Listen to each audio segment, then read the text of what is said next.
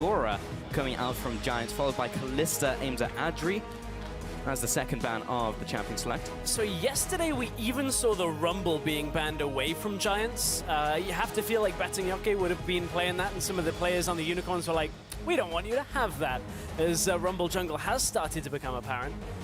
Not banned out yet. Maybe we'll see if it's available. Didn't see it really in any games yesterday. Alistair being banned away.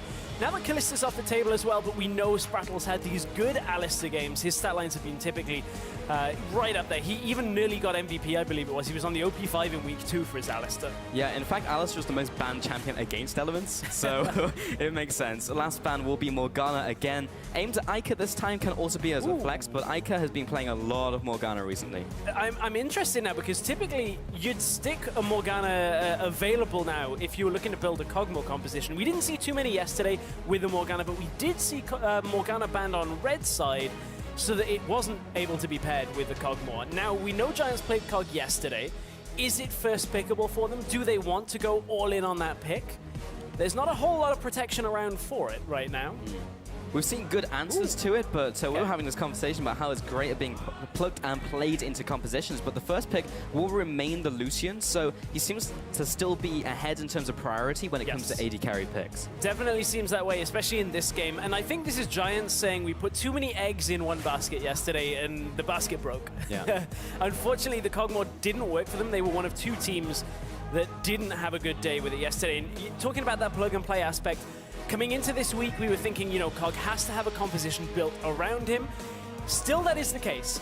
It performs best with that support composition, but we were incredibly surprised to see how clean a team has to play to shut down a Kog'Maw in the early game. One mistake, just like in the Fnatic G2 game, completely undid it and let Reckless on that Kog'Maw back in. So now Elements have the option to pick it up later in this draft. And the first 2 pickups from Elements will be Braum and Nidalee instead. So Nidalee, as you were talking about on the analyst desk, has risen in popularity massively over the last couple of weeks, and Braum as well going on to Sprattle, so securing that early support. I like this pick as well. If you're looking for the Kog'Maw, Braum provides a fair amount of support, Nidalee provides a heal. Also, one thing that Braum will do here, if Batanyoke is looking for the Gragas out of the jungle, it does prevent a lot of the engage that Gragas has, or the disengage from the ultimate.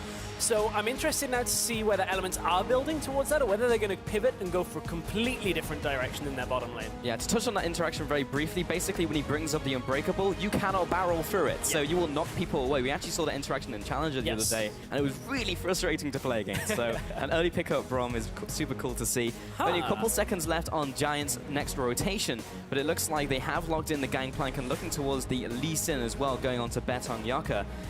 Will be pivoted to Elise, just calling me. Hold that thought a little. It's okay. Betting changes to Elise right at the last minute. That Gangplank, now is that going to be top lane for Atom? Or do we think that's going to be mid lane? Atom is yet to play it. In fact, neither of the solo laners have played Gangplank yet for Giants. For Pepinero, or ex-Pepi as he's now known, it's going to be a later game scaler. Yes, it does provide a good amount of wave clear, good amount of control over side lanes with the ultimate, but this is Giants picking their AD carry for the early game and now one of their solo laners to scale up. Gonna have to see how this works, but this draft is way different to yesterday's. Yesterday we had so much priority on Gragas and Kog'Maw in the first rotation, and it's not appeared today. Neither of them at all, but honestly, Gangplank does not strike me as an Atom champion, whereas Pepi feels like the playmaker on the team, so could utilize that champion. Looking towards the next 2 pickups from Elements, looking like it may be an AD carry here, or maybe just 2. So just a couple seconds left. I'm going to wait it out, but it looks like it will be the Graves that has been locked in, and so is the Corki. Okay, right now we're playing 6.2 meta in this game already, the way we've gone down the list. And Corki really is the only champion that got any kind of change. He got that damage reduction, didn't really hit him too much. So now we could still be looking at an AD carry for a 3rd AD carry from Elements. If they wanted to run the Graves in the top lane, Corki in the mid lane, and then something else as AD carry.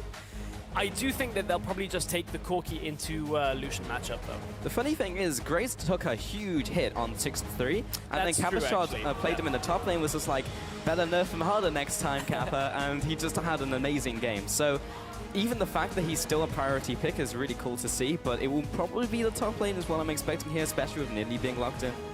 Yeah, you are absolutely right. The Graves got hit way harder than Corki.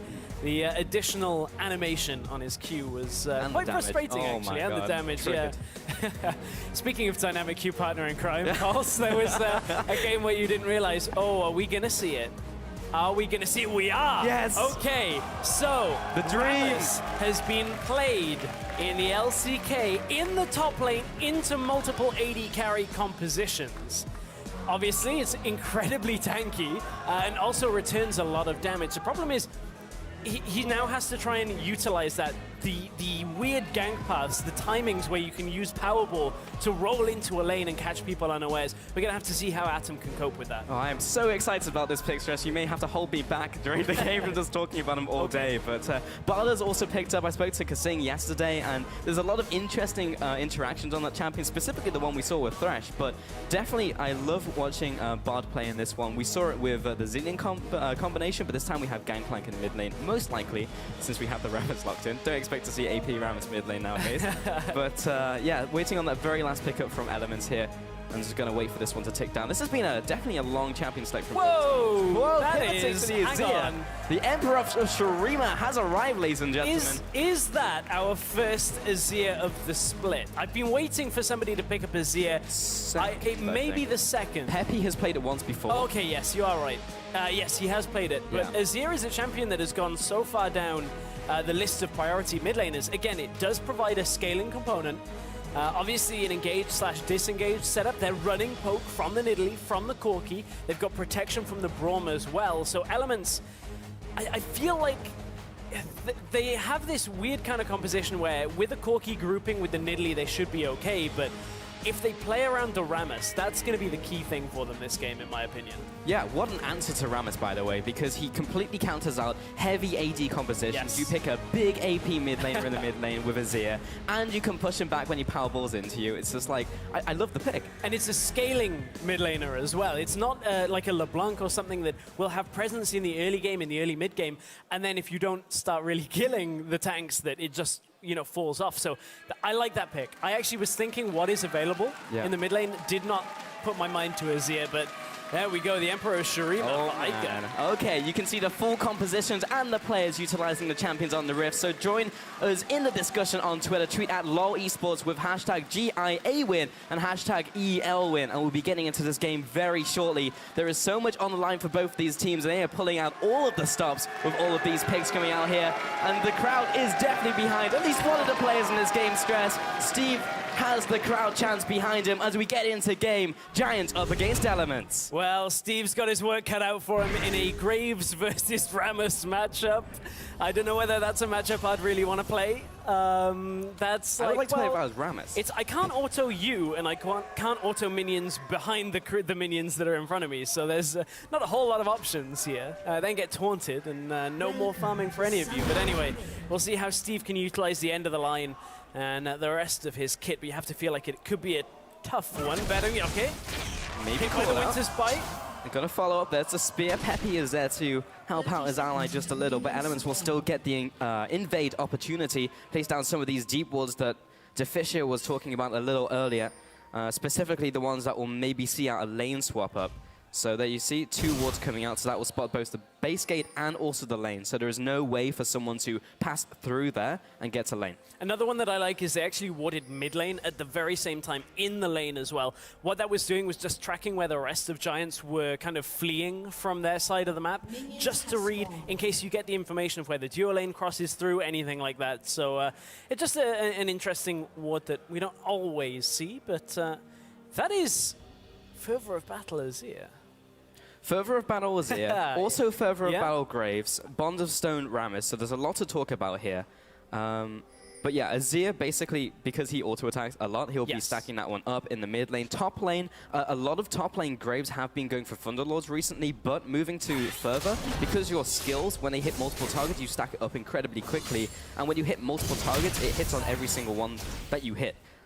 So it's a different playstyle, it's just a different way of playing the champion, but it deals just as much as damage of Thunderlord. They also deal Fervor of Battle bonus damage on the soldiers as well. It's one of the exceptions here. So as Ica gets that Fervor stacked up, the later the game goes, it's just going to chunk through. But it is Scalar versus Scalar in the early game here for Peppy and Ica. So as much as Ica is taking damage right now, he's probably just going to heal that up. I don't expect either of them to go overly aggressive, both running teleport as well, so nothing like ignite kill pressure either. I feel like this is one of the more mechanically intense champions we've seen Ica on, because when we used to see Azir a lot, he's a difficult champion to play. You can't just pick up Azir and play him well. Godfrey's looking for odd timing. Yeah, he's looking for this gank to happen, going through the minion wave, looking for a place to stun him against the wall, does not connect the Cosmic Binding, and Ica comes in with a punish onto Peppy. Both of them took a little bit of punishment there, but Ica is low on the mana reserves. Yeah, actually a bit of a backfire there from Godfrey. Didn't quite read the timing of the minion wave, was maybe looking to use the Cosmic Binding off the front minion and get that lockdown, but just read it. The second one comes in and it blocks any chance of a Q, so no real ability to get that mid lane kill. Now they've grouped on the bottom. It's 4 from Elements here, 3 from Godfrey. Oh, the minions are doing so much work right now, though. Blocks the spear out from Gilius as well. So Atom's going to be down here. This will mitigate, just the fact we've seen some lane swap-ups will mitigate the kind of matchups we were going to see with Rammus, etc. But it will get him later into the game without feeling maybe as much punishment from Graves, who will just auto-push him in. And now he has the support from Godfrey and Betong Yake. At this point in the game, though, you can see Adri at the top side of the map is being given the solo lane experience, being given the solo... Well, the gold up there as well off the farm. Sorry, Godfrey hit the first part of the binding, but it didn't line up with the wall there. I was wondering whether he was actually looking for the stun. I would imagine so in that situation. But Adri is shoved up. Now he's got to read whether Gilius is up there. Gilius is looking to head into the top lane. There is no ward there, but the fact that the lane was pushed so far up, I think Adri just kind of knew that that opportunity was there for Gilius, so he falls back, and it makes Gilius think it's warded, so that he doesn't actually go in for the gank. Sometimes you don't need wars to know that there's someone to gank you, and specifically in that situation in solo queue, you might just carry on pushing, but when you don't see the jungler on the map and you're pushed up, you're probably going to get ganked. Well, that's the absence of vision and how you can use it into your favor. Is like if you don't see the number on the map where it's like, oh, there's 4 on the map and a jungler somewhere, and I know that he was bottom lane recently, he's coming towards his top side jungle. That means he's going to be likely in the top area, so he can come top to gank me. I better back away. Yeah, that is a true statement. Mid lane, though, take a look at the call being picked up by Peppy on top of the Corrupting Potion. So he is just looking for farm central until he gets to his 2-item power spike. And this is a call that I don't really mind. I actually think this isn't too bad, especially when you're in a Gangplank Azir matchup right now, is you're just farming against each other. You're really not going to get pushed out. Your Gangplank, you have your ult, you have barrels. You can get it. I mean, unlike yesterday's cull, which was the starting item on an AD carry, which I'm not so keen on. This is something we've started to see on AD carries more, is this second item off the first back, just picking up the cull. Yeah, we see the return of Bankplank. Yes, Bankplank in action. Yeah. But, do you see Rammus going back to base? See what he's going to be picking up. He went for the Durant Shield first, actually. Godfrey is now unfortunately left in this 1v2, and Bard not necessarily known for his 1v2ing prowess, but he's going to be there regardless. He has Betong Yaka in the wings, so just in case he gets dived, he's got that safety net. And Adri will be going back into the bottom lane. So Atom is now going to the top lane, Steve is now recalling, and so is the bottom lane from Elements. They may just do the old switcheroo. Unfortunately, though, for Atom, Steve pushed it all the way into the tower, just in time for it to now push back away from the Giants. The first minion aggroed all of the front melee minions from Giants' side, so it means Elements will have that wave received to them fairly shortly, probably on the next wave, and that's what Steve's running up there now, because it's going to draw Atom further up the lane. Rammus is a champion that has very low escape unless you let him run away with Powerball. Like, he has flash and that's it. If he starts charging the Powerball, you just stand on top of him. In a 2 versus 1, you interrupt the Powerball, he's forced to knock back because the animation is locked. Yep. And from there, he cannot get away. Oh, the play's coming in from Ica, the moves, and he's going to return the damage onto Peppy. He walks away from the tower, and Gilius is there to pick up the kill. Ultimately, that was a 1-for-1 as both junglers chime in. Well, we said the mid laners weren't going to kill each other, but the junglers come in and kill each of the other team's mid laner right now. So there was action from the jungle, but that was a decent... I kind of want to watch that again because it looked like Ica was trying to disengage with his ultimate, but I couldn't quite get it. Got it. Good job, Atom. He's going to be walking back to the top lane. You're going to get your wish. We are going to get it again. So, Gilius, he was knocking him into Gilius. I didn't see where Gilius was on the bottom side of the screen. but ulting him that far back meant that he had to cross into tower range, took tower shots, and that was it. It was pretty straightforward in the end of it. Just sometimes when you don't see a jungler sneak up through the bottom, that's where it's a problem. Yeah, Vision is actually playing a major part in this game, even in the early game right here. Gilius just on to his red buff. When I was talking to Gilius the other week, he was talking about starting Q versus Trap, which is actually what a lot of Korean junglers do. And in fact, a lot of Nidalee players, they go for Trap first, so you can set up before your first clear. Gilius likes the Q. Iker just dodging around those barrels in the mid lane, generally just farming it on up. Baton Yaka looking for this guy to come up. Will be swapping to human form and lands the cocoon as well. Look at the follow-up damage from the Neurotoxin. Gets the venomous bite. Peppy trying to get in range for the auto attack. There's the ultimate. Iker, he doesn't have flash. The cannon barrage comes in for the kill. So, what Iker did there was a touch greedy. He was trying to draw them far enough down the river so that when he soldier queued, the changes to Azir a few patches ago will take you to the end of the Q animation no matter when you reach the soldier. It used to be that you'd stop early. So Iker was trying to buy himself extra room, but because of that, he took extra damage, ends up standing in the ultimate. It's enough to take him down. A little bit unfortunate for Iker, but he should have soldiered earlier. Yeah. Should have soldiered earlier. Wise words, Strash. Stretch. All right. Should have soldiered earlier. But yeah, we actually haven't seen Azir since all those changes came through, because there were a lot of cool interactions you can do, like dance back and forth with the soldiers now. There's a lot of different walls you can get over that you couldn't before. That was also at the time where Azir died out in competitive, so we never really saw those cool things. So maybe Iker can bring it to the table now. I want to see if Iker has the one where you ult in the middle of your shift and then return to where you came from before. But top lane, Steve gets flash taunted. The taunt, and he's forced to walk towards the tower. Betongyok is there, but Iker may be able to pick up the kill. Collateral damage, and the Azir comes in for that one. Betongyok will come down, jump over the wall to the minion, and he's alive and safe, but Atom went down. Atom went down. Peppy didn't use his teleport in response to Iker's, so they had the even numbers there for elements, despite the fact that Betongyok was the one trying to go aggressive in that top lane. Bottom lane though, Godfred. Gilius is here, flashes the spear, but there's the Glacial Fissure knocking him up. Gilius is dropping low, the Ignite comes out. Adri looking to return the damage, but ultimately Godfred goes down 1-0. Oh, I thought Godfred flashed into that spear then. That would have been some beautiful timing out by Gilius, but they got the kill nonetheless. Godfred had to use his ult and both summoners in that bottom lane, and now Adri is there on his own against Sprattle and Mr. Rales, who, while the farm is even between these two, Mr. Rales and Sprattle will be happy that they're getting these kind of picks, because all they need is to get Corki to the point you can group with the Nidalee, and as long as the Azir is doing okay, you know he's there for the later game. Problem is, Iker has died twice so far this game. He has, but he will continue to scale, and that's kind of something they didn't have versus Origin yesterday, where they played the early game so exceptionally well, and then just didn't really have the game plan past like mid-game and late game to respond to Origin, who took that great team fight. This time with Azir, they have all the tools to go for a good team fight, as well as the poke on top of that with Nidalee Corki. And the ward you just saw Steve place is the ward that when you're expecting a gank but don't want to go to the tri-bush because it's not safe, that's the one you place. Because it's just enough time that if your flash is available, you should be able to survive. But it's safe enough that you don't have to face check anybody, because otherwise Betongyok would have just gone aggressive there. Indeed, and Peppy is currently 45 stacks remaining on his core, so he's going to be cashing that one in fairly soon. Over half the way there. That's the blue wolf going over to him as well to keep that farm income going in the mid lane. Even went for the Sheen first, because first item will be Triforce, but sometimes you see them go for the phase, so you get the extra movement speed when you kill minions, and you just kind of back away and carry on farming. But a little bit extra damage there when he decides to harass. And Gilius coming in for the counter jungle as well. Godfred was coming up, so I think he got vision of them, just tagged them on the way down. So they know exactly where elements are, but they are securing a lot of vision in the bottom side. Oh yes, they have a lot of wards down there. Not only wards, the other side of it is that Gilius has been doing fairly consistently this game is placing traps in the common ward spots that you saw Deficio talking about a few minutes ago. He's actually been placing them on, you can see one right behind that red buff on bottom side.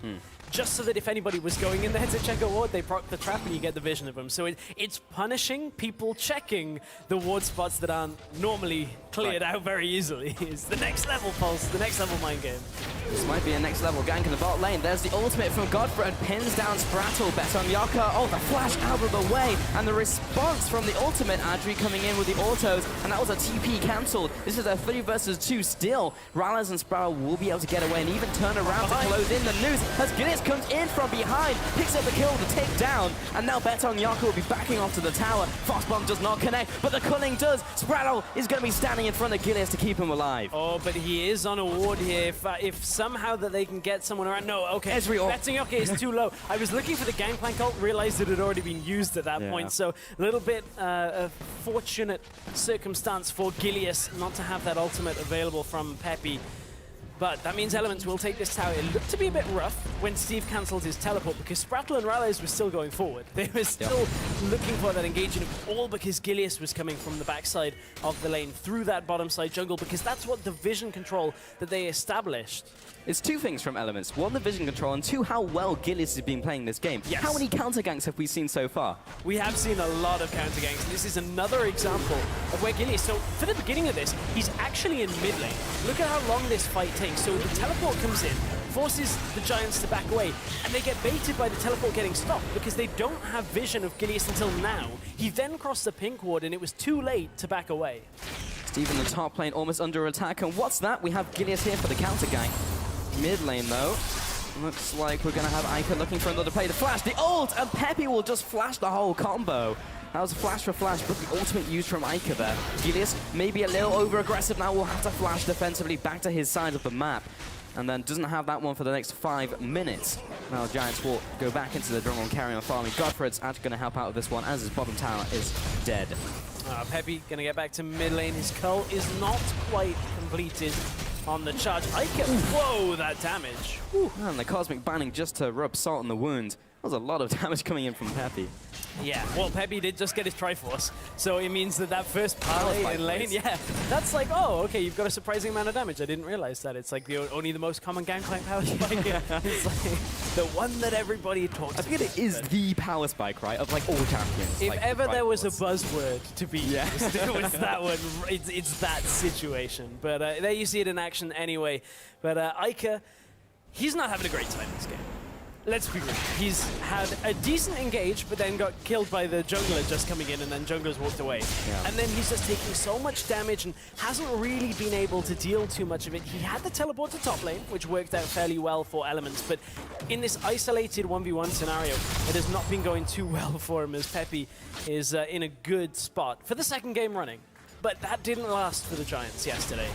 Can the Giants kind of close this gold gap with this scaler from the middle lane with Peppy? That's what we have to look at. Well, Peppy is still 100% kill participation, so from the last game, it's still going. Atom looking for the bottom lane. There's the taunt to Ralles, and the Death's Daughter. It's raining down on top of Ralles. Atom will flash after, and Tremors will finish him off. Look at the Rammus. Look how glorious it is. Look at him go. Gotta go fast down in that bottom lane, but there wasn't anything too fast about that. Good taunt. Coordination there, just Peppy, use your ult with the Death's Daughter. Landed in the middle, got him. Oh, yeah, got him. And Sprattle heading into the top lane. Maybe looking to gank Adri here. Bet on Yaka, I believe, already knows that is the case. But Rammus has actually been leveling W and E equally. When we saw an LCK, the Rammus went for E max first into W, and then Powerball was the very last one. You don't want the damage, really. Everything else you get from ranking up Powerball is not really that efficient versus having the extra armor, etc. And even having early points in W is great because it converts with your passive into extra AD. So it makes last hitting easier, you deal more damage, then you have Tremors, and then you just kind of headbutt people to death with your horn. Yes, you do. That is pretty much how it works. He has wings. I've never seen that skin before. Wow, that's pretty cool. Also, we may see it this game. I kind of hope we see it in this game just because if you ever seen a... that skin's amazing. Yep. If you ever see a Rammus building Iceborne Gauntlet, it looks like he has neon lights. Yes, you know, like on a street racer, looks pretty cool. Looks pretty funny. And he gets it every time. Oh, Peppy backed away from that middle lane, didn't have his teleport available. That means that tower goes down in favor of Elements. Now they put down the tower from Azir as well, so we'll give the rest of Elements the ability to move into the enemy jungle and get even more vision than we've seen from them in the last couple of minutes. Turret has gone down. It is not the longest structure to stand this early on in the game, but still was enough to allow them to get into this top side. Yeah, gave him a bit of pressure up there. The ward came over the wall, but Betonyaka dragged the blue into the bush to cut the vision, so they couldn't smite steal it, they couldn't know what health it was on. Top lane now is under attack from Elements, and Atom is still there though. He's getting progressively more tanky, already sat on his Sunfire cape, and has now gone into those boosts of swiftness, both of which just benefit Rammus massively. Something people forget, well, I'm gonna hold that thought as Ica has found X-Peppy, pops the ultimate, and Spear lands from nowhere. Dev's daughter with the ultimate coming in from the cannon barrage was a little preemptive, it was a panicle. It was just to deny them chasing, it was denying the further chase because, oh, hang on, Giants want to chase in the middle lane, they don't have Gangplank ult. This would be the time to use it if you wanted to slow them down. Problem is, Elements are fairly mobile. Gilius jumps forward, Braum jumps to him. Yep. Azir uses the Sand Soldiers to get further back in the lane as well. Peppy just had to respect the damage that was coming from Ica. Ica does have the Nash's Tooth finished, has had it for quite a while. I'd have to watch it again, but I feel like it wasn't necessary. At the very least, he popped his ultimate and didn't have to use his flash, which is the main thing. This is a shorter cooldown, but I think it was okay. I think he just got spooked by the fact he got hit by a spear from nowhere, and he was like, I don't know where it came from. Pop ultimate. Well, yeah, it's the kind of thing that you just put it down, and if they come towards you, you try and even up the trade somewhat. So it's not the longest of cooldowns for Peppy, but he does have teleport available, as does Atom, so they can control the sideways without that ultimate right now. Problem is, Elements are focused pretty heavily on this top side. They have got Ica down in the bottom lane as well now. Sorry, Ica in the mid lane, Steve in the bottom lane. So Elements are looking to play off 3 lanes, but nobody is there to stop Steve yet. Not just yet. Gillis is back. From Peppy will be up in about 20 seconds. Yeah, a quarter cooldown remaining. Back into the top lane now, though. Atom is back up there, but Sprato and Gilius are sitting off to the side, looking for this guy to happen. Pops the W. The defensive ball curl will give him a lot of stats, and he even sidesteps a lot of those skill shots coming in. That tower's dying very quickly from Ralez. There's the taunt coming in. He auto-attacks, so he'll take the tower aggro, but doesn't really matter on this tier 1 at 19 minutes. Doesn't do all that much damage. And Atom is almost at max rank on E, I believe, so if not already. Level 4? Yeah, still rank 4. The obviously level 11 point went into Tremors. So at this point, one more level and he'll get it. He's third of the level there. So Elements are giving a lot of freedom though. That's the key thing of the last few minutes. Is Elements have been able to go mid, get the mid tower, go top, get the top tower, get the vision in the jungle. Steve pushes out, isn't punished. Giants aren't actively looking to punish Elements for anything yet. Godfred back in the bottom lane. I do want to touch on the Rammus again. I may not get the chance as the package has been picked up and Corki is speeding towards the bottom lane. And Andy is aggressing on Steve. The tower is still remaining, but it's down at 25% HP as the siege comes in from that 2-man stack. Make that 4 as Peppy is now coming in with Godfred. And now that Steve is going back to base, Gilius will be there to fill in the blanks. There's just kind of a whole lot of posturing right now, so I think I get to talk about Rammus. Okay, so Tremors actually has a much shorter cooldown than people actually think. It's people are like, oh, it's like a 2-minute cooldown. Rammus coming in with the package. Well, actually immediately Valkyrie away. Okay, shorter cooldown. Yeah. Shorter cooldown. It's just something to keep track of because he almost has it for every single trade he wants to go for. Okay. And also, in terms of itemization, we're going to see him go for some magic resist this game versus what we saw in the LCK, which was just pure armor because it was picked very late into the draft against triple AD carry versus this one where you have a whole lot of AP he has to itemize towards. Yeah, well, he has to respect, if nothing else, the Azir, as this goes later. The Nidalee will have damage, but it's the Azir that will chunk through the later this game goes, and you can see he's already had to build the Spectre's Cowl for the magic resist, so not overly surprising. At this point, Steve has opted towards some magic resist himself, despite being up against, you know, the likes of a Gangplank and a Lucian. He wants that more of Mortius, keep himself alive while he's attacking Atom himself to death. Yep, which is dealing the damage back to himself, so kind of tough. Atom just still in the top lane. Looks like Herald will be going over to Elements. This is going to clear out some vision around this area. Definitely feel like Elements have been way more proactive when it's come to the vision game this match at least. So 2 wards go down there. Pretty much all of the wards are gone from Giants. There's like 1 deep ward. There's 1 pink ward in the bottom side. Well, this is a problem for Elements right now. In fact, there's a problem for Giants more than anything at this point. And Giants, I believe, have to recall like almost right now if they want to fix this problem in the next couple of minutes, the elements don't sneak Baron. And that is, Giants only have one blue trinket on Adri on the bottom side of the map. And we're at a point where the likes of an Azir, of a Corki with Graves and Nidalee, if you get the time around Baron, will go down fairly quickly. And with only one blue trinket on Giants, it's very easy to bait that out and reset, so you either bait them down the entrances from the jungle, or you start the Baron yourself and take it. You need at least 2 blue trinkets. That's exactly what Elements have got. Even while playing from ahead, it's kind of weird that they wouldn't stick on some yellows, because normally you just deep ward and see them coming. But still, Giants are behind the curve on their trinket play.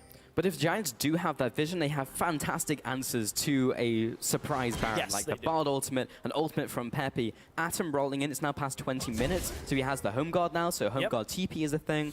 So they have the answers, they just need the vision to be able to answer them. Yeah, we're going to hear a lot about vision, I think, just in general. Enlightened by the Yeah, we've been enlightened by Deficio, but at the same time, it is one of the most critical points right now, because Baron, theoretically, should be almost impossible to take when there are 5 members of the opposite team alive. You should always be able to put a blue trinket on it, or at least have some sense of control over the area, so they can't start it without forcing a fight. I mean, this game is definitely revolving around vision. I mean, a lot of the plays that Elements have made so far have been based on that as a catalyst for those players, even like the counter ganks from GIA, for example. Giants have, however, set up 3 wards around the Baron now, so they're utilizing the Tracker's Knife. They got the Sight Stone as static vision rather than using blue trinkets as well on top of it, which isn't a problem. But obviously having that blue trinket to just reveal an area is a lot better just on the fly for when somebody is taking the Baron. Once these wards die and once the Rift Scuttle runs out, that vision is gone from Giants and it's hard to re-establish. They're going to try and contest this vision. Aika has found Betong Yaka, gets a couple swings off with the Sand Soldier before Betong Yaka backs off here real quick. Next Pepe back in this middle lane. Already has 1 point in the ultimate in terms of Silver Serpents and Sentiment to upgrade it. Trying to get these barrel mechanics off. I believe he has 1 so far. He actually has 2. He's got Fire at Will as well. Oh wow, and he's on 360 more Silver Serpents, so he's almost fully upgraded it. Yeah, we are reaching that kind of time where obviously you actually collect Silver Serpents faster the longer the game goes, because you can just double barrel a wave, double hit it, and it clears the entire wave. So like that, Pepe just got so many Silver Serpents. I don't know how many, but he got a lot of them. He's now at 410 at least. Okay. So it was like 50. Yes. Since we started talking about I think we mathed it.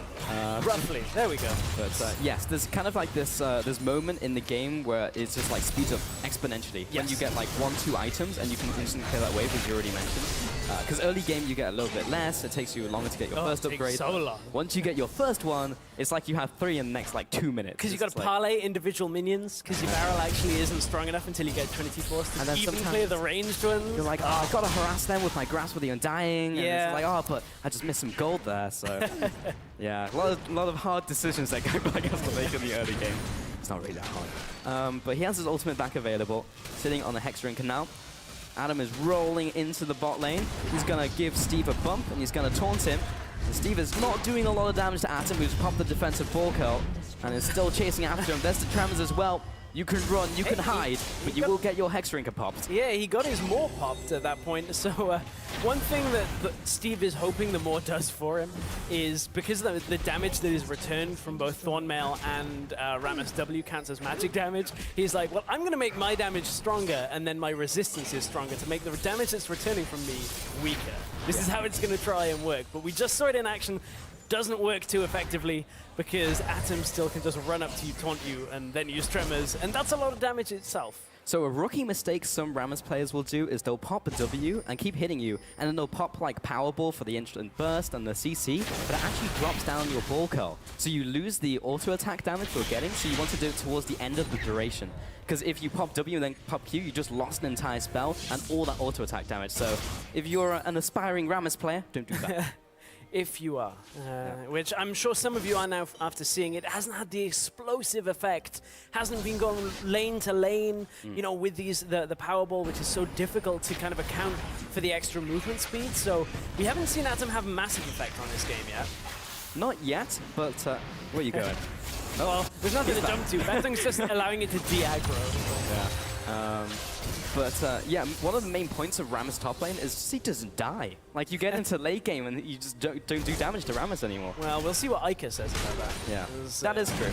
He's on 288 farm right now, which is kind of a lot for 26 minutes into the game, just turning on 27. But on the other side, Xpepe has even more, so the mid laners have been going to town on the minions. Yeah. The minion death counts have been significantly risen in this game alone. It's a very tempered game between these two teams, Giants and Elements. You know what, I was thinking of using the word tempered, and then I was like, I hope he doesn't say use the bad joke. Here we go, replay of the last time. It's the same Get him, thing Adam. again.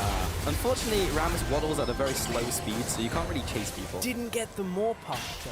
This time it works out, man. It's he got the worth for Steve. He got the ult, that short ult cooldown you were talking about. It's always like 2/3 remaining already. Just used it.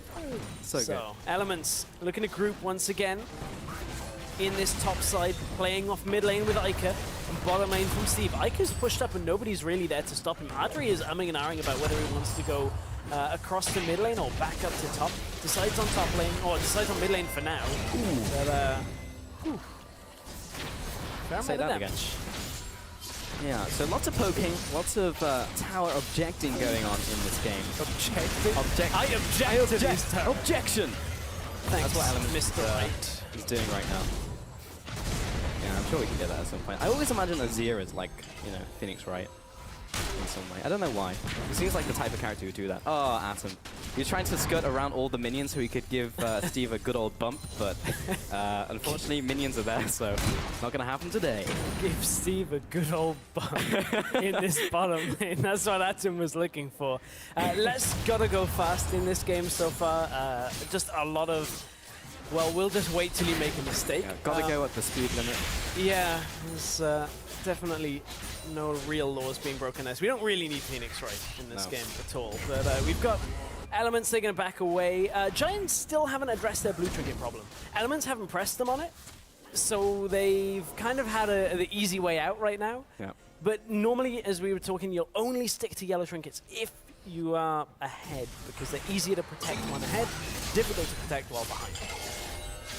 I still want to see Ica do some funny mechanics with the soldiers and shifting sands. We haven't seen it. I know. We've just seen the standard mechanics with like just room of shuffle, and it's just like, oh, we know that already. Show us something new. And yeah. I want to see the U-turn one. That's There's something good. I've been referring to as the dash dance, which is a Smash term, but because you jump back and forth really quickly, and then you kind of fake out your opponents. I've seen that a little in high solo queue and like Challenger, etc., but haven't seen it in competitive just yet. The mind games. Mind games, yeah. I mean, it's a little less effective here because you have to use cooldowns and they go on reset. It's not quite like wave dancing. It's not quite the same, but can't do it as free-flowing. But again, Steve pushing bottom lane. Atom will go down there to try and take care of him. He's rolling his way down. Has a Banshees now as well. That's what that Spectre's Cowl went into, so looking at it, it's going to stop the spears, stop potential Azir engage. They can pop it just with a Raleigh rocket. Also means Steve can't just queue out. Although, I guess it would pop it on the way out, and then he'd take the damage on the way back.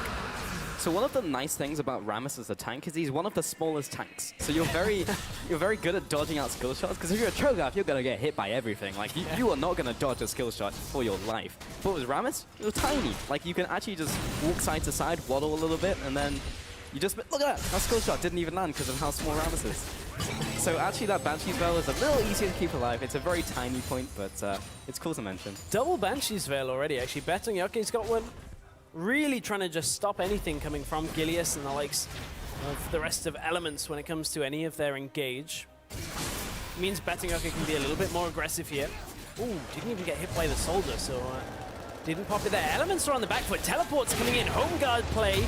And the battle hits 3 people. They see me rolling, and here comes Atom to start killing people. There's the bump, the flash, and he gets the taunt onto Ica as well. He'll be going down, and now Steve is off to the backside, but he'll also be falling. Surely, there's the cocoon land from Betonyoke on the way out. He'll have to flash away, and Pepe wants blood, gives him the trial by fire.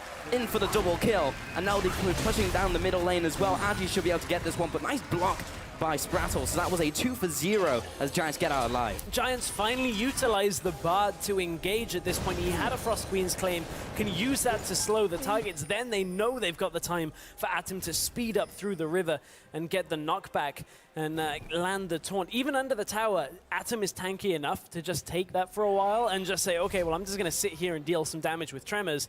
The rest of my team's going to clean this up. So Giants finally making an active play out on the map. It's not enough to get them right back even on this game, but you can see they're looking to now Pinkwood out the Baron, looking to assume control over the area. They've actually started it, teleporting in. There is a ward behind that they haven't cleared right now, and another ward has gone in from Sprattle. Gilius is on his way.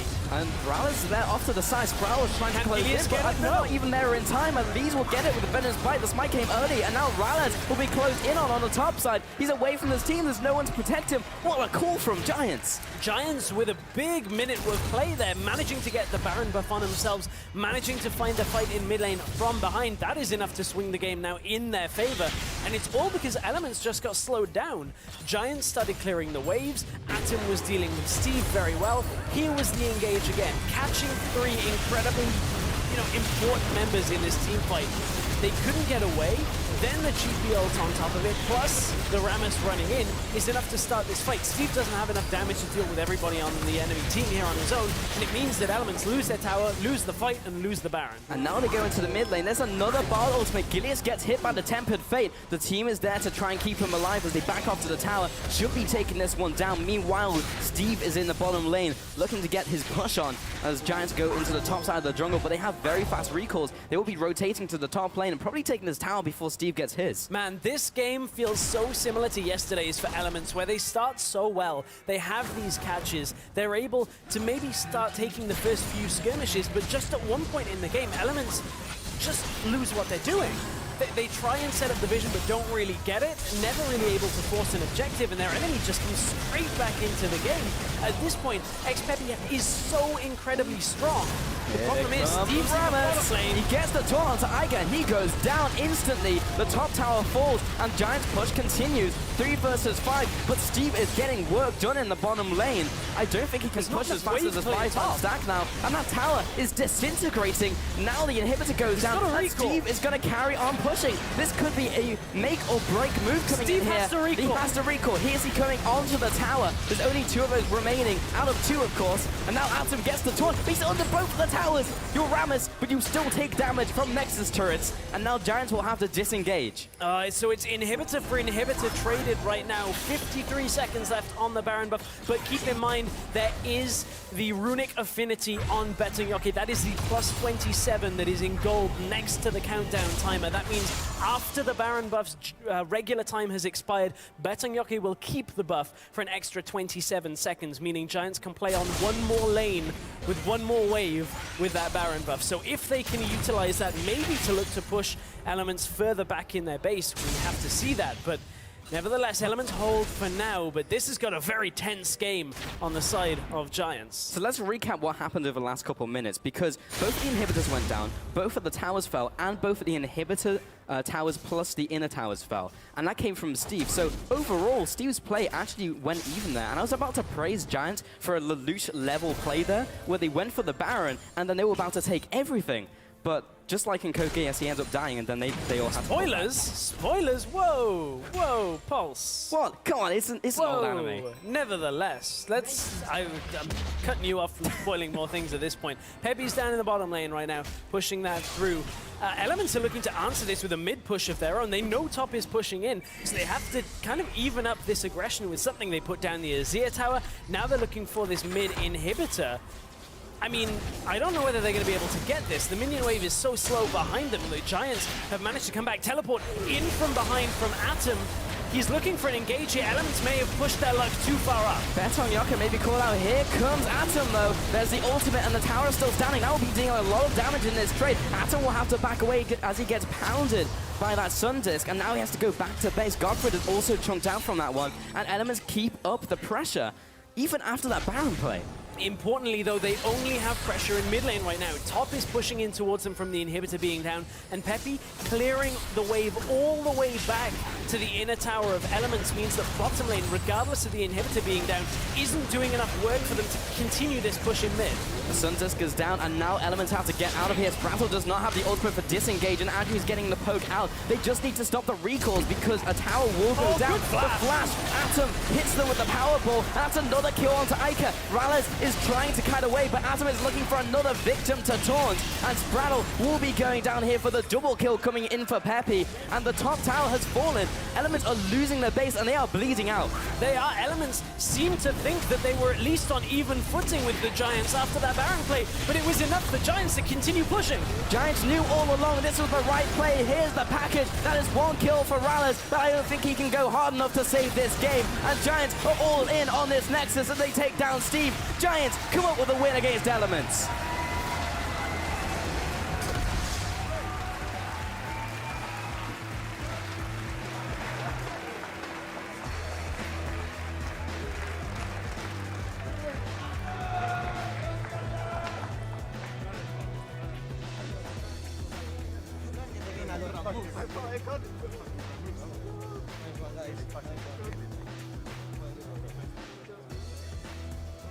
The faces on Elements look absolutely crushed, but Giants with an incredible win. Lozog even coming in there and just looks so happy after that win. And I've got to say, like, Giants have been incredibly upbeat even before these games, despite their record, and now the wins are coming in.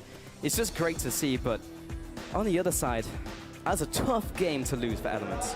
A very tough game. 2 games this week. Incredibly tough to lose in that manner. You get the lead in the early game. It looked like you're doing everything right, but then you slow down. You can't control the game with such a slow pace like that for the Elements. And I guess it's slightly unfortunate timing if you're on Elements. The fact that this was the weekend, this was a couple of days where Peppy showed up. Peppy in that game, 8-1-2 on Gangplank, didn't really get pushed away from farming, didn't have the most amount of damage in the game, but still, he did enough with the wave clearing, with the side wave control, with the ultimate, pushing back the inhibitor to the super minions in the bottom lane. It was enough for the Giants. They were able to then get the Baron, push off that lane, get the top inhib down, and they've got themselves their second win. It was so interesting as a game as well, because even from Champions League, we had all these new picks coming out. We saw Azir coming back, Rammus coming in from the LCK, now into Europe in the top lane. And the Rammus actually paid off big time in that game. Like, getting the flash bumps and getting the taunts off was really good to see. They got him past the early game with the lane swap.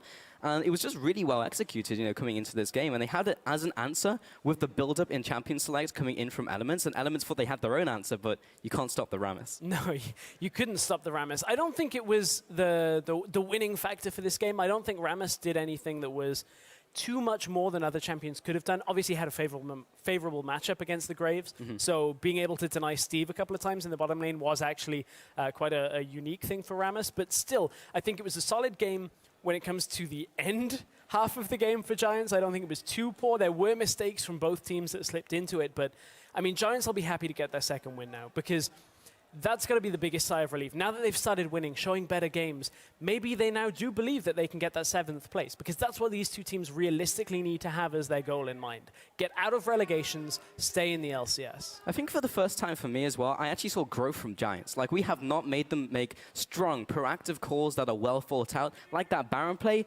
maybe a little risky, but they knew where the people were on the map. And even though we were kind of we're talking about their vision control through the game, they still had the clarity to go for that play and make it work, get a pick on Rallis, and close out the game and make a big power play from it. So really impressive from the Giants, and we just need to see that keep up in the next couple of weeks as we send it to on stage with